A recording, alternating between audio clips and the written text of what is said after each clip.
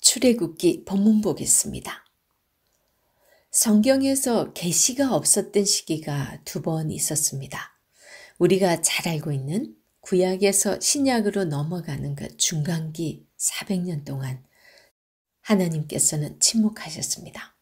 그리고 창세기 50장이 끝나고 나서 이제 출애굽기로 넘어오는 그 과정에 또 한 400년이 하나님의 침묵 기간입니다. 그 기간 동안에 하나님께서는 성경에서는 어떤 기록을 나타내 보이지 않습니다. 하지만 그 이후의 일들을 봤을 때는 하나님께서는 분명히 말씀을 하시고 그 언약을 성취하는 가운데 있었고 그 기간이 구원을 위한 준비 기간처럼 이렇게 나타나게 됩니다.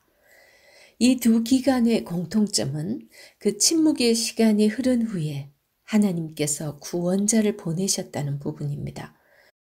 구약의 마지막 책 말라기가 지나고 나서 400년 동안 우리 하나님께서 침묵하시는데 그러고 나서 예수 그리스도가 오십니다.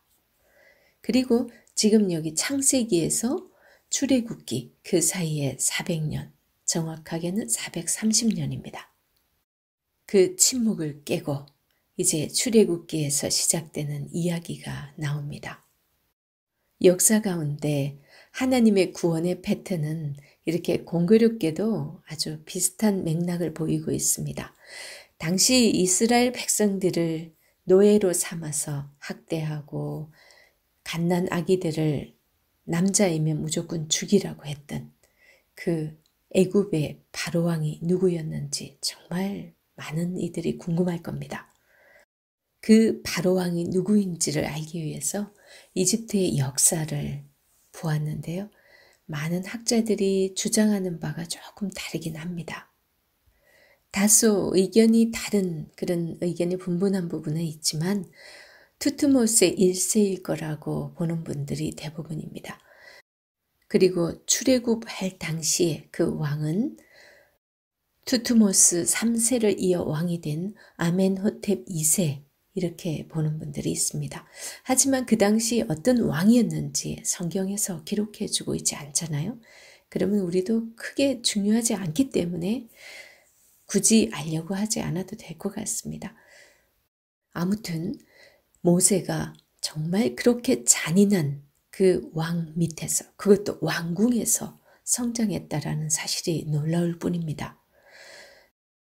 히브리서 11장에서는 당시 최대 강국인 그 애굽의 왕자의 신분을 거절하고 자기 백성 곧 하나님의 백성과 함께 고난받기를 선택했다라는 그 자체를 모세의 믿음으로 표현하고 있습니다. 모세가 그런 잔인한 왕이 통치하는 가운데 그 왕궁에서 자랐다라는 그 사실이 우리 인간적인 생각으로도 도저히 믿어지지 않습니다. 그리고 그 외에 출애굽기에서 인간적으로 생각하면 도저히 믿을 수 없는 많은 일들이 벌어집니다. 특별히 하나님께서 이 출애굽기에는 행동하시는 부분들이 많이 있거든요. 그 모든 것이 하나님의 주권하심으로 이스라엘 백성들의 구원은 시작된다라는 것을 보여주고 있습니다. 이제 1장부터 한번 보겠습니다. 1장은 이스라엘 자손이 학대를 받는 그 모습부터 이야기가 시작되는데요. 1절에서 7절은 이스라엘 백성들이 엄청나게 그 인구수가 증가했다라는 사실, 그래서 애굽의 왕이 볼 때 위협적인 존재가 되었다라는 사실을 언급해주고 있습니다.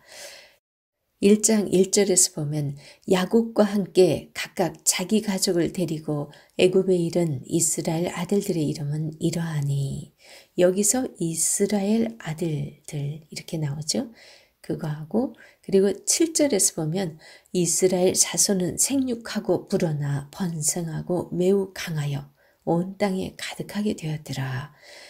우리 한글로는 이스라엘의 아들들, 그 다음에 7절에서는 이스라엘 자손 이렇게 다르게 번역이 되었지만 실제 히브리어에서는 베네 이스라엘 해서 같은 히브리어 원어를 쓰고 있습니다. 그러니까 야곱의 아들들이 70명이잖아요. 그리고 이스라엘, 야곱의 이름이 이스라엘이라고 불려지죠. 그래서 그냥 야곱을 이스라엘이라고 지칭할 때는 야곱의 12아들을 통해서 이스라엘이 형성이 되잖아요. 그래서 이스라엘 민족 전체를 대표하는 이름으로 사용할 때는 이스라엘이라고 이렇게 지칭을 하고 있습니다. 그것을 염두에 두고 읽으면 좀 더 도움이 되겠죠. 그러면서 야곱의 아들들의 이름은 이러하니 그러면서 르우벤과 시므온과 레위와 유다와 그러면서 2절부터 이 4절까지가 12아들의 이름을 언급하고 있고요. 그리고 5절에서 야곱의 허리에서 나온 사람이 모두 70이요. 요셉은 애굽에 있었더라. 그래서 야곱의 아들들의 그 아들들까지 했을 때 모두 70명이 지금 애굽으로 건너왔고 그리고 야곱하고 하면 71명이죠. 그 다음에 또 요셉과 요셉의 부인 그리고 요셉의 두 아들이 므낫세와 에브라임이죠. 그래서 사도행전에서는 75명이라고 나오거든요. 그러면 여기 창세기에서 그리고 출애굽기에서 말씀하고 있는 이 숫자하고 왜 다를까? 그러면 지금 5명 더하면 딱 맞죠. 5절에서 분명히 70명이라고 말씀을 하고 있는데요. 이렇게 야곱과 함께 애굽으로 온 사람들이 70명인데 이 70명이 지금 4대 만에 장정이 60만, 나중에 출애굽할 때 보면 장정, 걸어 다닐 수 있는 장정이 60만이라고 이렇게 말씀을 하고 있거든요. 그런 걸로 봤을 때 대략 추측하기를 약 200만 정도의 이스라엘 백성들이 지금 불어난 걸로 그렇게 볼 수 있습니다. 이게 어떻게 가능했을까요?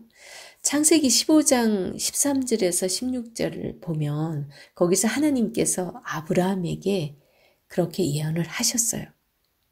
창세기 15장 13절에서 15절 보겠습니다. 여호와께서 아브라함에게 이르시되 너는 반드시 알라 네 자손이 이방에서 객이 되어 그들을 섬기겠고 지금 애굽 가서 종살이하고 있죠. 그리고 그들은 400년 동안 네 자손을 괴롭히리니 그들이 섬기는 나라를 내가 징벌할지며 그 후에 네 자손이 큰 재물을 이끌고 나오리라. 너는 장수하다가 평안히 조상에게로 돌아가 장사될 것이요. 이렇게 아브라함에게 예언을 한 것이 지금 이루어진 거예요. 그래서 정확하게 4대 만에 이스라엘이 그 언약대로 출애굽을 하게 됩니다. 하나님의 계획하심이고 일하심이죠. 출애굽은 단순히 애굽을 빠져나오는 그런 사건이 아닙니다. 하나님은 과연 이스라엘을 위해 무엇을 하시는가를 알게 하는 게 이 출애굽 사건입니다. 애굽은 고대 시대이긴 하지만 당시 최고의 문명을 자랑하던 곳이었어요. 피라밋만 해도 오늘날의 기술로는 정말 쉽지 않은 대단한 기술입니다. 그리고 창세기 13장 10절에도 보면 롯이 눈을 들어 그 요단 지역을 보니까 여호와의 동산 같고 애굽 땅과 같았더라. 이렇게 표현하고 있습니다. 그것은 애굽 땅이 여호와의 동산 같아. 이런 표현을 쓸 정도로 그 애굽 땅이 하나님이 주신 복으로 착각할 정도로 아주 휘황찬란하고 정말 대단하게 발전된 그런 도시였다라는 걸 우리는 알 수 있습니다. 지금 왜 애굽이 그런 곳이었다라는 걸 지금 말씀드리냐면요. 그 정도로 풍요로운 곳에 살던 사람들이 솔직히 하나님께서 곱게 그냥 얘들아 이제 때가 됐다 나가자 이렇게 했으면 나갔을까요? 나가지 않았을 겁니다. 그렇기 때문에 지금 요셉을 알지 못하는 새 왕이 이들을 아주 괴롭게 하죠. 그렇게 해서 이스라엘 백성들이 아주 그냥 부르짖도록 만든 그 자체도 하나님의 뜻이라는 거죠. 그들이 종살이하면서 괴로워 부르짖을 때 하나님께서 구원자로 나타나셔야 따라 나서지 안 그러면 우리가 여기가 좋사오니 할 거 아니겠어요? 그리고 너무 풍요 속에 찌들어 있었던 400년이잖아요.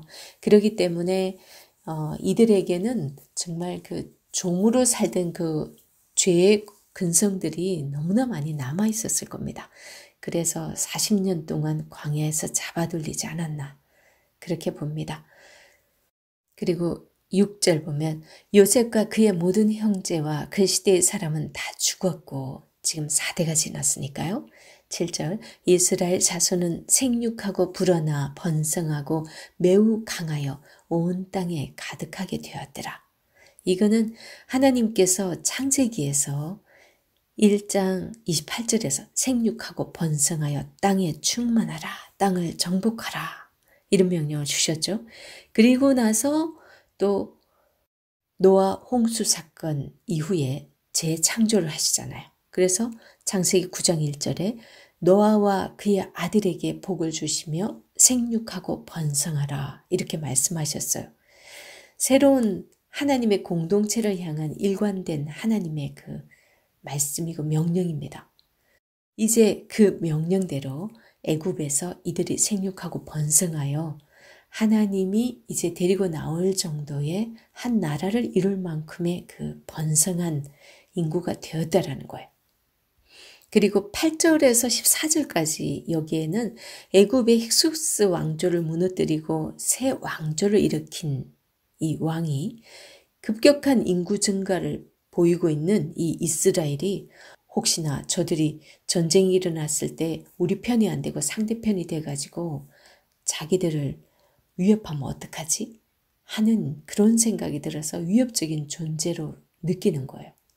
그래서 이스라엘 백성들을 박해하게 된 그런 이야기를 소개하고 있습니다.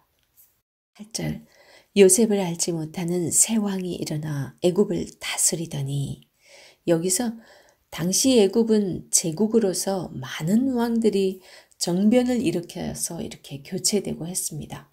그런데 요셉 당시 그 애굽은 힉소스 왕조였어요. 그런데 그 왕조는 셈족 계통이었다고 합니다. 그런데 요셉을 알지 못하는 다른 왕조가 일어났다는 것은 요셉을 정말 모른다라고 적어도 애굽의 새 왕조를 찬탈할 만큼 애굽에 대해서 잘 알고 있어야 되기 때문에 요셉을 정말 모른다. 그 엄청난 기근이 지나가고 그걸 이겨냈는데 모를 리가 없죠. 그래서 여기서 요셉을 모른다라고 표현을 한 것은 꼭 요셉을 몰라서가 아니라 난 그 요셉의 그 정책 따위나 그런 거 별로 동의하지 않아. 그리고 요셉의 혈족들, 그 이스라엘 그들 굳이 달갑지 않아. 그런 의미로 받아들여집니다. 그런 생각을 가진 새 왕조가 들어섰다는 거죠. 그때 왕을 투투모스 1세로 봅니다. 9절 그가 그 백성에게 이르되 이 백성 이스라엘 자손이 우리보다 많고 강하도다.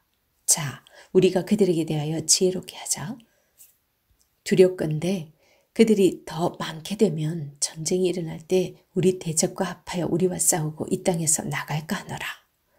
지금 9절 10절의 이 말씀으로 봤을 때 자기들은 히브리 노예들을 놓치고 싶지는 않지만 전쟁 때 위협이 될까 봐 굉장히 노심초사하는 애굽 왕의 모습이에요. 그래서 이 출애굽기는 첫 시작이 지금 이런 이야기들로 시작이 됩니다. 이스라엘 백성들의 그 고난이 예고되는 그런 상황이 벌어지고 있죠. 하나님의 구원의 역사가 있기 전에는 늘 그랬듯이 고난이 있습니다. 고난이 있어서 백성들이 부르짖고 그리고 하나님께서 구원하시고 그리고 하나님께서 그들에게 언약을 주십니다.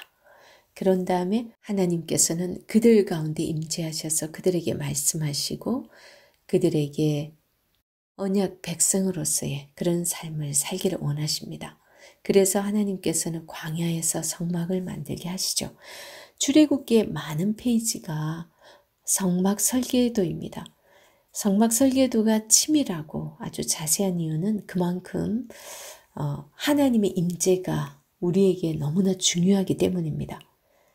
하나님의 언약이 성취되기 위해서 하나님은 어떻게 나타나고 어떻게 하나님의 자녀들을 설득하고 하는지 그런 것들이 출애굽기를 통해서 잘 보여주고 있습니다.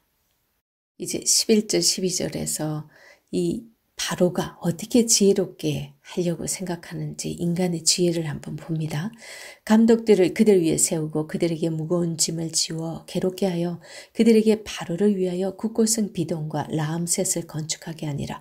그러나 학대를 받을수록 더욱 번성하여 퍼져나가니 애굽 사람이 이스라엘 자손으로 말미암아 근심하여. 지금 바로는 이렇게 막 힘들게 막 하면 이들이 지쳐가지고 더 이상 애를 잘 못 낳을 거야. 더 이상 번성하지 않을 거야 생각했는데 더욱 번성했다. 학대를 받을수록 더욱 번성하여 퍼져나가니 애굽 사람이 이스라엘 자손으로 말미암아 근심하여 지금 근심거리가 되었어요. 그래서 13절 이스라엘 자손에게 일을 엄하게 시켜 어려운 노동으로 그들의 생활을 괴롭게 하니 곧 흙 이기기와 벽돌 굽기와 농사의 여러 가지 일이라 그 시키는 일이 모두 엄하였더라. 바로가 이 자신의 두려움으로 이렇게 이스라엘 백성들에게 혹독한 노동을 시킵니다. 그래도 안 되니까 어떻게 합니까? 15절부터 애굽 왕이 히브리 산파 시브라라 하는 사람과 부하라는 사람에게 말하여 이르되 너희는 히브리 여인을 위하여 해산을 도울 때 그 자리를 살펴서 아들이거든 그를 죽이고 딸이거든 살려두라. 15절에서 22절 사이에서는 히브리 아이들이 태어날 때 남자아이는 다 죽이고 여자아이만 살리라고 이 산파들에게 명령을 내리지만 그들이 그 명령을 어기고 살린 이야기가 소개되고 있습니다. 여기 15절에서 16절 여기 히브리 원어에 따르면 그 해석에 따라서 사실 이 산파들이 히브리 산파인가? 히브리인인가? 아니면 히브리인 여인들을 위한 산파인가? 이렇게 해석이 조금 달라집니다. 그래서 요즘 해석은 이렇게 하고 있습니다. 애굽 왕이 히브리인을 위한 산파, 시브라와 부하. 그러니까 바로가 히브리인 산파에게 히브리 여인을 돕게 한 게 아니라 여기 애굽에 보면 잡종들이 많이 있잖아요. 다른 나라에서 잡혀온 사람들도 있고 뭐 종으로 지금 있는 사람도 있기 때문에 잡종들 중에서 이거나 아니면 애굽 여인이거나 그럴 거라고 생각을 합니다. 왜냐하면 지금 히브리인 아이를 죽이라고 하는 건데 같은 히브리 민족이면 그런 명령을 내리기도 쉽지 않았을 거다. 그렇게 봅니다. 그리고 16절에 보면 자리를 살펴서 이게 도대체 무슨 말일까? 그런 생각 들지 않으세요?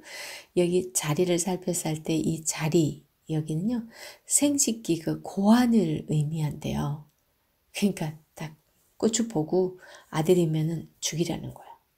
히브리 원어로 이 자리로 표현된 이 부분이 예레미야 18장에서 보면 이 토기장이 비유를 하시면서 말씀을 하실 때 이런 말씀을 하세요. 내가 토기장의 집으로 내려가서 본즉 그가 농로로 일을 하는데 농로로 할 때 녹로 이게 뭐냐면 이 자리라고 한 이 히브리 원어가 같습니다. 농로가 뭐냐면요 기본 틀을 의미한대요. 그러니까 어떤 틀이 있는데 거기다가 찍어내는 거죠. 그러니까 하나님은 토기장이니까 생명의 주권은 하나님께 있다라는 말씀을 하시면서 이 말씀을 하시는데 그 찍어내는 거니까 생명을 만들어내는 틀, 생명을 만들어내는 씨의 그 개념이 있겠죠. 그리고 참 오묘한 거는요. 여기에서 보면 분명히 아들이거든 죽이고 딸이면 살리라 그러죠. 이 본문과 그리고 창세기에서 아브라함이 애굽에 갔을 때 사라에게 애굽 사람들이 당신은 살리고 나는 죽일 것이라 그 한 것과 이 대칭을 이루는 본문입니다. 참 재미있죠. 애굽의 속성을 아브라함이 너무나 잘 알고 있었다라는 겁니다. 조금이라도 자기들에게 위협이 되는 존재들은 다 죽여버리고 연약한 자들만 자기들 소유로 삼는 그런 존재가 애굽이었다라는 거죠. 오늘날의 세상과 너무나 비슷합니다. 그런데 이 세상이 하찮게 여기는, 그래서 이 세상으로 비유되는 이 애굽이 하찮게 여겨서 그러면 살려두라고 한 그 여자, 그 여인들을 통해서 하나님께서는 구원의 역사를 이루어 가십니다. 하나님 참 멋진 분이세요. 그죠? 우리 예수님의 계보를 이어갔던 그 여인들만 봐도 우리는 알 수 있죠. 그 유다의 며느리 다말, 그죠? 기생 라합, 그리고 모압 여인 룻, 그리고 마리아의 순종. 이런 사람들을 통해서 예수 그리스도가 오시잖아요. 출애굽기에서도 이렇게 하찮게 여기는 그 여인들, 산파들은 당시 직업으로 봤을 때 굉장히 직업 중에서도 하찮은 직업에 속했대요. 그 하찮게 여기는 그 산파들, 그리고 모세의 어머니 요게벳, 미리암, 바로의 공주, 이들을 통해서 구원의 역사가 준비되고 있는 것을 우리는 볼 수 있습니다. 17절, 그러나 산파들이 하나님을 두려워하여 애굽 왕의 명령을 어기고 남자아이들을 살린지라. 이런 극악무도한 바로왕 밑에 있는 이 산파들은 진정 두려워할 분이 누구인지, 그 두려워할 분을 두려워한 그런 지혜로운 여인이었습니다. 이들의 이 행동은요, 목숨을 건 행동이라고 볼 수 있어요. 바로의 지혜보다도 더 높은 지혜를 가졌다고 볼 수 있죠. 이런 산파들을 하나님께서 어떻게 하세요? 하나님께서 이들에게 복을 주시죠. 애굽 왕이 산파를 불러 그들에게 이르되 너희가 어찌하여 이같이 남자아이들을 살렸느냐? 이렇게 얘기를 했을 때 아주 지혜로운 답변을 합니다. 산파가 바로에게 대답하되 이브리 여인은 애굽 여인과 같지 아니하고 건장하여 산파가 그들에게 이르기 전에 해산하였더이다 하매. 정말 연약한 이 산파들의 행동은 하나님의 뜻을 담은 생명을 살리는 그런 지혜였습니다. 기생 라합이 정탐꾼을 숨겨준 거랑 비슷한 그런 상황이죠. 이렇게 하나님께서는 하나님의 그 구원 역사에 정말 연약하고 어찌 보면 애굽 여인들이 하나님도 제대로 모를 것 같은데, 그죠? 그들을 통해서도 하나님의 구원의 역사를 이루어 가시는 것을 우리는 똑똑히 보고 있습니다. 그 산파들은 하나님을 경외하였으므로 하나님이 그들의 집안을 흥왕하게 하신지라. 하나님의 책임지심이죠. 그 다음 22절. 그러므로 바로가 그의 모든 백성에게 명령하여 이르되 아들이 태어나거든 너희는 그를 나일강에 던지고 딸이거든 살려두라 하였더라. 바로가 이제는 산파들에게 맡기지 않아요. 모든 백성에게 명령을 합니다. 여인들에게 진 그 바로의 환한 모습이 보이는 것 같습니다.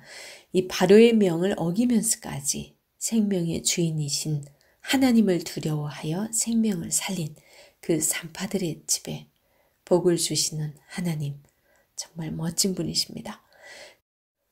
산파들은 바로가 두렵지 않았을까요? 그것은 산파들의 목숨을 건 행동이었잖아요. 막강한 권력을 가진 바로의 명을 어기면서까지 하나님을 두려워한 그 산파들의 행동을 보통 인간적인 마음으로는 이해되는 그런 행동이 아닙니다. 이처럼 출애굽기를 시작하면서 하나님께서는 누구나 하찮게 여긴 그 연약한 여인들인 그 산파들을 사용해서도 하나님의 구원 역사를 이루어간다는 사실을 보여주면서 출애굽기를 시작하고 있습니다. 앞으로 전개될 일들을 통해서 더욱 열정적으로 하나님께서는 행동을 하시면서 하나님의 구원 역사를 우리에게 보여줄 것입니다.